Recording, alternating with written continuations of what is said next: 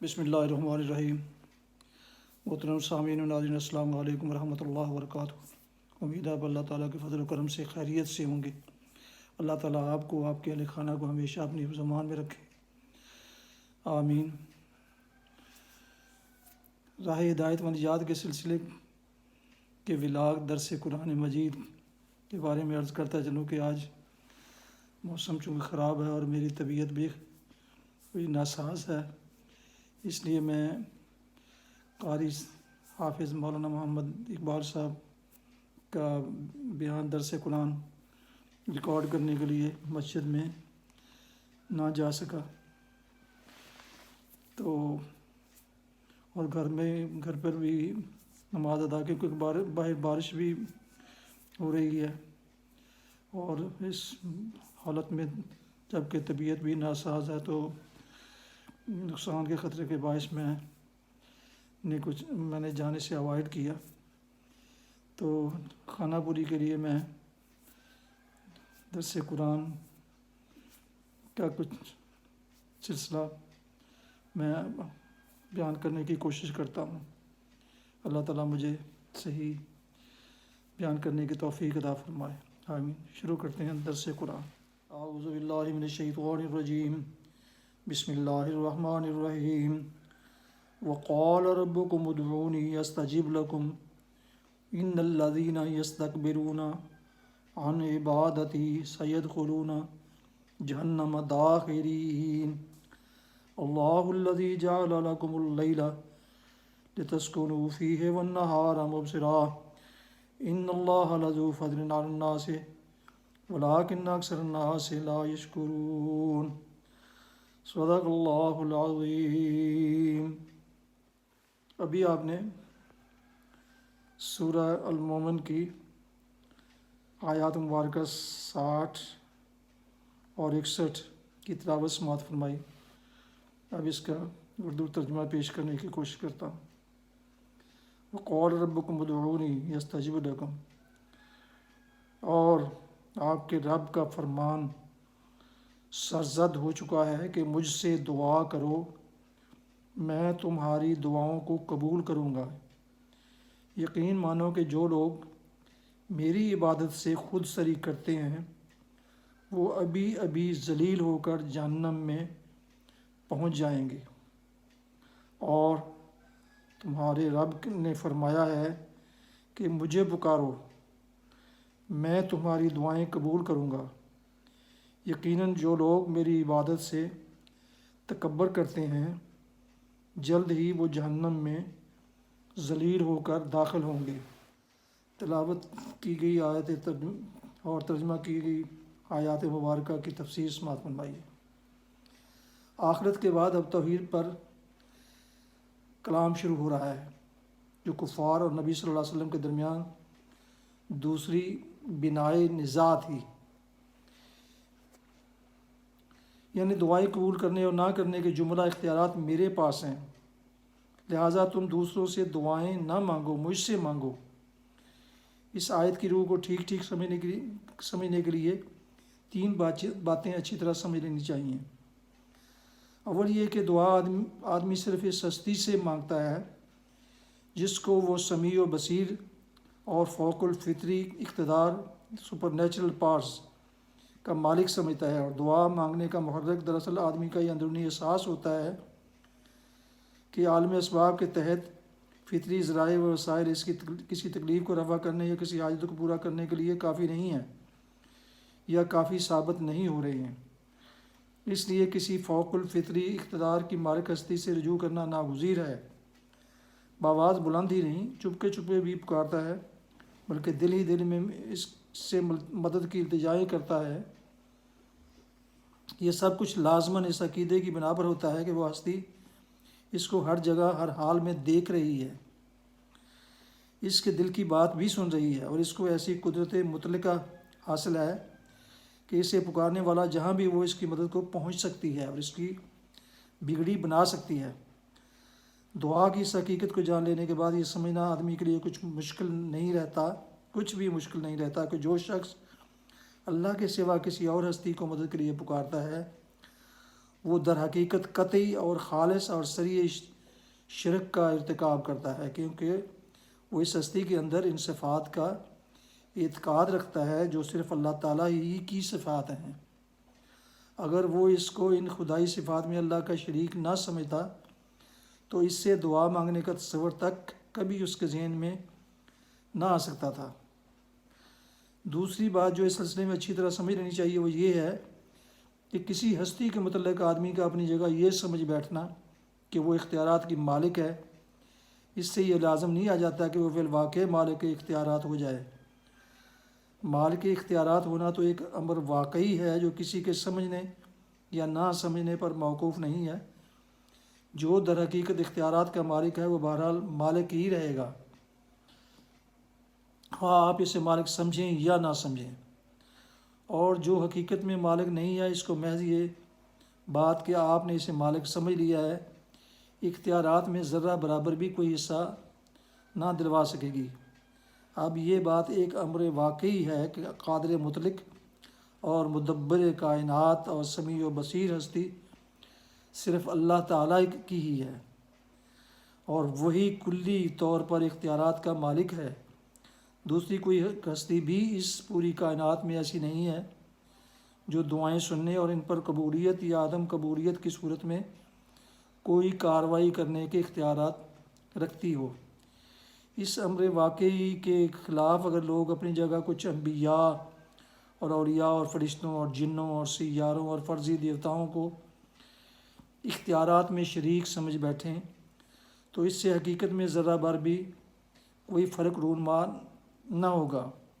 مالک مالک ہی رہے گا اور بے اختیار بندے بندے ہی رہیں گے۔ تیسری بات یہ ہے کہ اللہ تعالیٰ کے سوا دوسروں سے مانگنا بالکل ایسا ہے جیسے کوئی شخص درخواست لکھ کر ایوان حکومت کی طرف جائے مگر اصل حاکم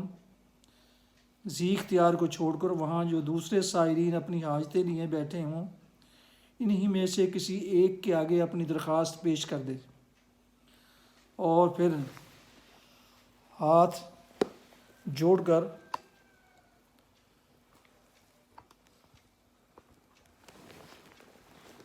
ہاتھ جوڑ کر اس سے التجائیں کرتا چلا جائے کہ حضور ہی سب کچھ ہے، آپ ہی کا حکم چلتا ہے، میری مراد آپ ہی برلائیں گے تو بر آئے گی۔ یہ حرکت اول تو بجائے خود سخت حماقت و جہالت ہے، لیکن ایسی حالت میں یہ انتہائی گستاخی بھی بن جاتی ہے، جبکہ اصل حاکم ذی اختیار سامنے موجود ہو اور عین اس کی موجودگی میں اسے چھوڑ کر کسی دوسرے کے سامنے درخواستیں اور التجائیں پیش کی جا رہی ہوں۔ پھر یہ جہالت اپنے کمال پر اس وقت پہنچ جاتی ہے جب وہ شخص جس کے سامنے درخواست پیش کی جا رہی ہو خود بار بار اس کو سمجھائے کہ میں تو خود تیری ہی طرح کا ایک سائل ہوں، میرے ہاتھ میں کچھ نہیں ہے، اصل حاکم سامنے موجود ہیں تو ان کی سرکار میں اپنی درخواست پیش کرو۔ مگر اس کے سمجھانے اور منع کرنے کے باوجود یہ احمق کہتا ہی چلا جائے کہ میرے سرکار تو آپ ہیں، میرا کام آپ ہی بنائیں گے تو بنے گا۔ ان تین باتوں کو ذہن میں رکھ کر اللہ تعالیٰ کے اس ارشاد کو سمجھنے کی کوشش کیجیے کہ مجھے پکارو، تمہاری دعاؤں کا جواب دینے والا میں ہوں، انہیں قبول کرنا میرا کام ہے۔ اس آیت میں دو باتیں خاص طور پر قابل توجہ ہیں، ایک یہ کہ دعا اور عبادت کو یہاں مترادف الفاظ سے تعبیر فرمایا ہے۔ اس سے یہ بات واضح ہو گئی کہ دعائیں عبادت اور جان عبادت ہے۔ دوسری یہ کہ اللہ سے دعا مانگنے والوں کے لیے گھمنڈ میں آ کر میری عبادت سے منہ موڑتے ہیں کہ الفاظ استعمال کیے گئے ہیں۔ اس سے معلوم ہوا کہ اللہ سے دعا مانگنا عین تقاضۂ بندگی ہے، اور اس سے منہ موڑنے کے معنی یہ ہیں کہ آدمی تکبر میں مبتلا ہے، اس لیے اپنے خالق و مالک کے آگے اعتراف عبودیت کرنے سے کتراتا ہے۔ نبی صلی اللہ علیہ وسلم نے اپنے ارشادات میں آیت کے ان دونوں مضامین کو کھول کر بیان فرما دیا ہے۔ حضرت نعمان بن بشیر کی روایت ہے کہ حضور صلی اللہ علیہ وسلم نے فرمایا ان الدعاء والعبادۃ ثم اقرأ ادعونی استجب لکم، یعنی دعا عین عبادت ہے کہ آپ صلی اللہ علیہ وسلم نے فرمایا دعا بخل عبادہ، دعا مغز عبادت ہے۔ حضرت ابو ہریرہ رضی اللہ عنہ فرماتے ہیں کہ حضور صلی اللہ علیہ وسلم نے ارشاد فرمایا من لم یرید الا اللہ یغضب علیہ، جو اللہ سے نہیں مانگتا اللہ اس پر غضبناک ہوتا ہے۔ اس مقام پر پہنچ کر وہ عقدہ بھی حال ہو جاتا ہے جو بہت سے ذہنوں میں اکثر الجھن ڈالتا رہتا ہے۔ لوگ دعا کے معاملے پر اس طرح سوچتے ہیں کہ جب تقدیر کی برائی اور بھلائی اللہ کے اختیار میں ہے اور وہ اپنی غالب حکمت و مصلحت کے لحاظ سے جو فیصلہ کر چکا ہے وہی کچھ لازماً رونما ہو کر رہنا ہے، تو پھر ہمارے دعا مانگنے کا حاصل کیا ہے؟ یہ ایک بڑی غلط فہمی ہے جو آدمی کے دل سے دعا کی ساری اہمیت نکال دیتی ہے، اور اس باطل خیال میں مبتلا رہتے ہوئے اگر آدمی دعا مانگے بھی تو اس کی دعا میں کوئی روح باقی نہیں رہتی۔ قرآن مجید کی مذکورہ بالا آیت اس غلط فہمی کو دو طریقوں سے رفع کرتی ہے۔ اولاً اللہ تعالیٰ بالفراز معاذ اللہ، خود اللہ تعالیٰ کے ہاتھ بھی باندھ دیے ہوں اور دعا قبول کرنے کے اختیارات اس سے سلب ہو گئے ہوں۔ بندے تو بلا شبہ اللہ کے فیصلوں کو ٹالنے یا بدل دینے کی طاقت نہیں رکھتے، مگر اللہ تعالیٰ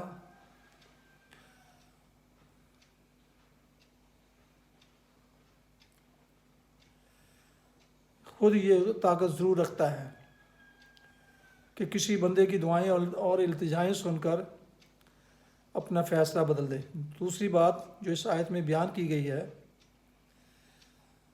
وہ یہ ہے کہ دعا خواہ قبول ہو یا نہ ہو، بہرحال ایک فائدے اور بہت بڑے فائدے سے وہ کسی صورت میں بھی خالی نہیں ہوتی، اور یہ کہ بندہ اپنے رب کے سامنے اپنی حاجتیں پیش کر کے اور اس سے دعا مانگ کر اس کی آقائی و بالادستی کا اعتراف اور اپنی بندگی و عاجزی کا اقرار کرتا ہے۔ یہ ہزار عبودیت بجائے خود عبادت بلکہ جان عبادت ہے، جس کے اجر سے بندہ کسی حال میں بھی محروم نہ رہے گا، قطع نظر اس کے کہ وہ خاص چیز اس کو عطا کی جائے یا نہ کی جائے جس کے لیے اس نے دعا کی تھی۔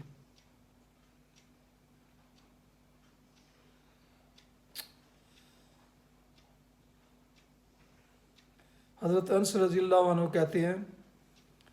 کہ حضور صلی اللہ علیہ وسلم نے ارشاد فرمایا العہدکم ربا حاجت کلّہ نتا شمس نالا نقطہ، ترمذی شریف۔ تو میں سے ہر شخص کو اپنی حاجت خدا سے مانگنی چاہیے، حتیٰ کہ اگر اس کی جوتی کا تسمہ بھی ٹوٹ جائے تو خدا سے دعا کرے، یعنی جو معاملات بظاہر آدمی کو اپنے اختیارات میں محسوس ہوتے ہیں ان میں بھی تبدیل کرنے سے پہلے اسے خدا سے مدد مانگنی چاہیے، اس لیے کہ کسی معاملے میں بھی ہماری کوئی تدبیر خدا کی توفیق و تائید کے بغیر کامیاب نہیں ہو سکتی، اور تدبیر سے پہلے دعا کے معنی یہ ہے کہ بندہ ہر وقت اپنی عاجزی اور خدا کی بالادستی کا اعتراف کر رہا ہے۔ اللہ تعالیٰ مجھے اور آپ کو یہ سب کچھ سمجھنے اور عمل کرنے کی توفیق عطا فرمائے، آمین۔ صدق اللہ العظیم۔ بسم اللہ الرحمن الرحیم، الحمد للہ رب العالمین والصلاۃ والسلام علی رسولہ الکریم، اللہم صلی علی سیدنا مولانا محمد وبارک وسلم صلی علیہ، اللہم انت السلام انت السلام وإلیک یرجع السلام، حینا ربنا بالسلام وادخلنا دار السلام، تبارک ربنا وتعالی یا ذا الجلال والإکرام، سمعنا وأطعنا غفرانک ربنا وإلیک المصیر۔ ربنا ظلمنا انفسنا وان لم تغفر لنا وترحمنا لنكونن من الخاسرین ربنا آتنا فی الدنیا ربنا هب لنا من ازواجنا وذرياتنا قرة اعين واجعلنا للمتقين اماما ربنا هب لنا من ربنا لا تزغ قلوبنا بعد إذ هديتنا وهب لنا من لدنك رحمة إنك أنت الوهاب إنك أنت الوهاب اللهم إني أسألك علما نافعا رزقا طيبا وواسعا وشفاء من كل داء عملا متقبلا ربنا آتنا في الدنيا حسنة وفي الآخرة حسنة وقنا عذاب النار وقنا عذاب القبر وقنا عذاب الحشر وقنا عذاب الميزان رب اجعلني مقيم الصلاة ومن ذريتي ربنا وتقبل دعاء ربنا اغفر لي ولوالدي وللمؤمنين يوم يقوم الحساب۔ اے پروردگار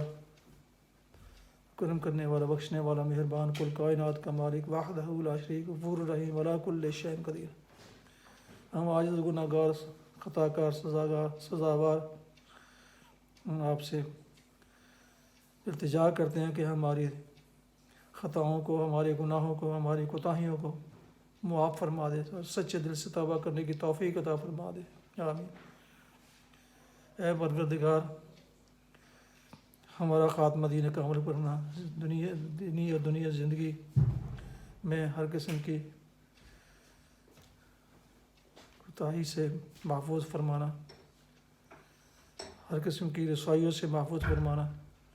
ہمارا خاتمہ دین کا عمل پر کرنا، عزت کی موت عطا فرمانا، ذلت کی موت سے محفوظ فرمانا، قبر کی عذاب دولت جہنم کی آگ سے محفوظ فرمانا، جان کنی کے وقت آسانی پیدا فرمانا، یوم معاشر رسول پاک صلی اللہ علیہ وسلم کی شفاعت نصیب فرمانا، آپ کے دست مبارک سے جامع کوثر عطا فرمانا، پل صراط کا راستہ آسان فرما دینا، ہمارا نامہ دائیں ہاتھ میں پکڑنے کی توفیق سعادت حاصل فرمانا۔ یا اللہ جو کلام پاک پڑھا یا اللہ ان سب کو قبول و منظور فرما، اس میں غلطی کوتاہی ہوئی تو معاف فرما، اس کو صحیح پڑھنے سمجھنے اور کرنے کی توفیق عطا فرما۔ یا اللہ اس کی برکات رسول اکرم صلی اللہ علیہ وسلم کی شان اقدس میں ہدیۃ تحفہ پیش کرتا ہوں، قبول فرما۔ سلامتی و حضرات انبیاء علیہ الصلوۃ والسلام پر، صحابہ کرام، شہداء کرام، صالحین، تابعین، تبع تابعین پر۔ اے ہمارے پروردگار، ہمارے والدین، اعزاء و اقارب، دوست و احباب، ان کے آباء و اجداد، شیخ و اساتذہ اور تمام مسلمین مسلمات جو بھی ایمان کی حالت میں وفات پا چکے ہیں، یا اللہ ان سب کی مغفرت فرما دے، ان میں سے جو نیک ہیں ان کے درجات بلند فرما، جو معظم ہیں ان کو عذاب سے نجات دلا دے۔ یا اللہ بیماروں کو شفائے کاملہ عطا فرما دے، درستی عطا فرما دے، سب کی مشکلیں آسان فرما دے۔ یا اللہ ہمارے بچوں کو، قیامت تک آنے والی ہماری نسلوں کو آخری وقت تک اپنے سچے دین پر قائم رکھنا، ہر دکھ تکلیف پریشانی مصیبت اور بیماری سے محفوظ فرمانا، ہر امتحان اور آزمائش کی صورت میں ان کی مدد فرمانا اور کامیابی عطا فرمانا، کاروبار، تجارت، ملازمت میں تحفظ عطا فرمانا، سب کی نیک حاجات پوری فرمانا۔ اے ہمارے مالک گھریلو مسائل میں الجھی بیٹیوں، ماؤں، بہنوں کی پریشانیاں دور فرمانا، عزت آبرو کی حفاظت فرمانا، مسائل میں وسعت عطا فرمانا، صبر و شکر کی دولت ہم سب کو عطا فرمانا، ہم سب کو اپنے خزانوں سے عطا فرمانا، پروردگار کسی کا محتاج نہ کرنا۔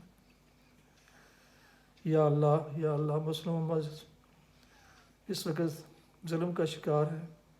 یا اللہ ان کی مدد فرما، حفاظت فرما، ہمارے ملک کی بیٹی اور بے گناہ لوگ ظالموں کی قید میں جو ہیں، یا اللہ ان سے نجات دلا دے۔ ملک پاکستان، دوسری اسلامی ریاستیں اس وقت جو غیروں کے تسلط میں ہیں، ظلم کا شکار ہیں، بحرانی کیفیت میں اور وبائی مرض میں مبتلا ہے، یا اللہ ان سب کی مدد، حفاظت، استحکام نصیب فرما، شر پسندوں کے شر سے محفوظ فرما، قیادتیں جو نیک ہیں ان کی مدد فرما، ورنہ نیک اور صالح قیادتیں جو تیرا دین عملی طور پر اس دنیا میں نافذ کر سکیں وہ عطا فرما۔ رسول پاک صلی اللہ علیہ وسلم نے جو خیر اپنے لیے مانگی ہمیں بھی عطا فرما، جس سے آپ نے پناہ مانگی اس سے ہمیں بھی محفوظ رکھنا، آمین۔ ربنا تقبل منا انک انت السمیع العلیم وتب علینا انک انت التواب الرحیم، آمین۔ صلی اللہ تعالی علی خیر خلقہ محمد وآلہ وصحبہ وآلہ بیت اجمعین برحمتک یا ارحم الراحمین لا الہ الا اللہ۔ ناظرین السامعین محترم، یہ تھا آج کا راہ ہدایت و نجات کے سلسلے کا ولاگ درس قرآن، جسے میں باقاعدہ جو معمول کے مطابق قاری حافظ مولانا محمد اقبال صاحب پیش کرتے ہیں وہ تو نہیں، معذوری کی بنا پر میں نہیں ان کا ریکارڈ کر سکا۔ جو کچھ بیان کیا یا اللہ اس کو قبول فرمانا،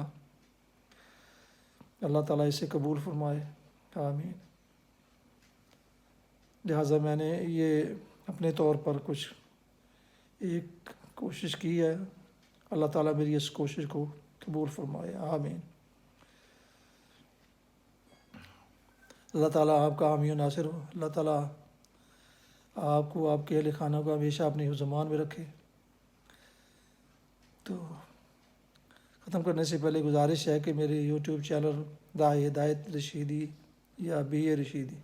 دونوں میں سے کسی کو یا دونوں کو سبسکرائب ضرور کریں، اور ایسے روحانی اور قرآنی ولاگ آپ کو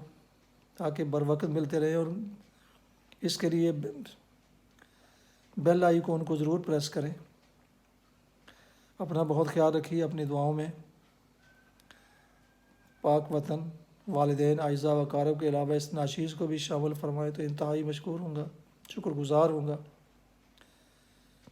السلام علیکم ورحمۃ اللہ وبرکاتہ۔ پاکستان زندہ باد۔